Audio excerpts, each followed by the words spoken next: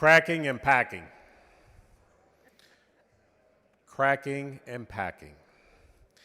It's the classic Texas Republican two-step when it comes to discriminating against Black, Hispanic, and other minority Texans. You crack and pack minority neighborhoods to dilute their voices and give outsized influence to Anglo communities, even though you know full well that Texans of color accounted for 95% of our state's population growth in the last decade. Your cracking and packing two-step is evident in many parts of the state in this map. I'm going to focus now just on my home county of Tarrant County. Tarrant County is a majority minority county of more than 2 million people. Tarrant County saw extensive growth in the last decade. All, I repeat, all because of people of color. In fact, Tarrant County's white population decreased in the last decade. But you wouldn't know that in looking at this discriminatory map.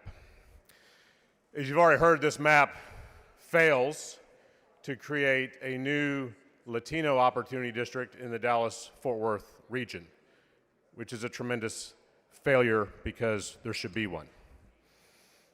But not only do we have that failure, this map cracks heavily Black and Hispanic neighborhoods in Fort Worth out of Congressional District 33, the district they have been united in since 2012.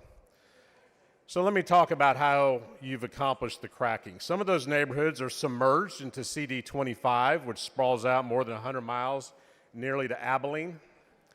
Rural Anglo voters will now control the outcome of their congressional election, canceling their voices.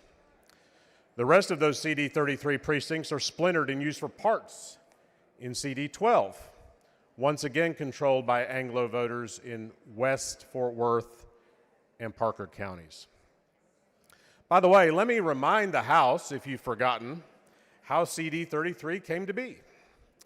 In 2011, the legislature, in passing its congressional map that year, did the exact same thing that this map does.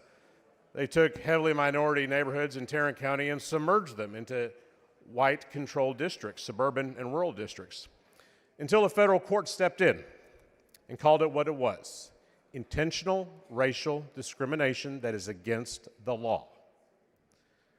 Now, if you've heard this before, and if you're on the House Redistricting Committee like I am, it's because Congressman Vesey explained this to you a couple of weeks ago in our hearing, but you ignored it. Now, this legislature is poised to defy that court ruling from 2011 and repeat the same discriminatory sin. So that's the cracking, or an example of it. Let's talk about the packing. So most of my majority-minority House District 101 will be packed into CD 30, a historic Dallas-based district where Black voters have elected the candidate of their choice since that district's creation in 1991. In other words, you don't need to pack more minority voters into that district unless, of course, your goal is to cynically dilute their collective voting strength. But the intentional discrimination doesn't even stop there. As Congresswoman Crockett testified in the House committee hearing a few weeks ago, you've removed key economic engines from CD 30, like Love Field in downtown Dallas. Hell, you even took her home out of her district. She told you that, but you ignored her on that too, just like you ignored the thousands of Texans who voiced their strong opposition to this corrupt process. But you say, and I heard this in the committee, surely Congressional District 30 is going to have new economic engines with all that new territory in Tarrant County. Wrong.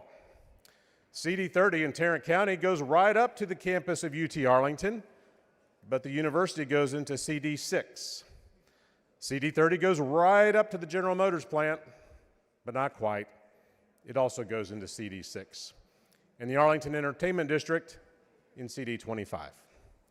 You know that's not a coincidence. You know what it is. It's straight up intentional discrimination. You can falsely claim it's about partisanship, but you know that's just a smokescreen for racial discrimination. We all see it.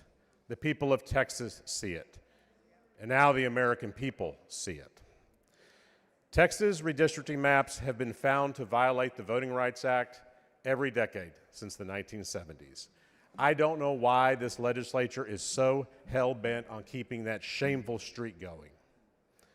But know this, we will see you back in court very soon. Chair recognizes Mr. Bernal.